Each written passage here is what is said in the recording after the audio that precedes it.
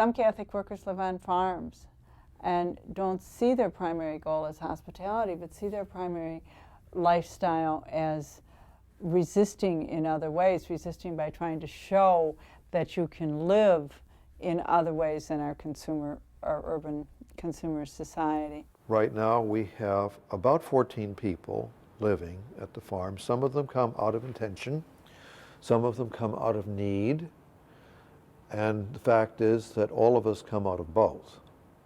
Different combinations and different awarenesses of both. We're able to support ourselves on less than what the state would spend to keep one of us in an institution. It's literally true.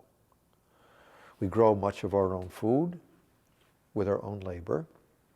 We study. We study natural and organic gardening. We use absolutely nothing that is not natural. We can also supply some of the needs for a local soup kitchen and bring stuff down to the soup kitchens in the Bowery. One of the things that appeals to me about the Catholic worker is this effort to live simply. I see it as really tremendously radical in a world where we're just inundated by consumerism.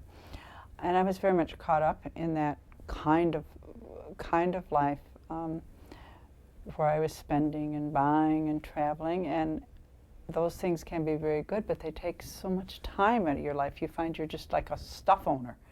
You just spend all your time taking care of stuff because you've got so much stuff.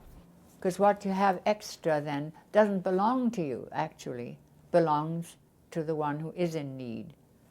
And she was carrying out Gandhi's principle. There's enough for everyone's need, but not for everyone's greed. Catholic worker people walk through the alleys and you get anything you want and anything that you need, clothing, furniture. I don't think I've ever bought a piece of furniture in my life, except maybe a couple of dressers from the Salvation Army. But otherwise, just you get whatever furniture you need in the alleys.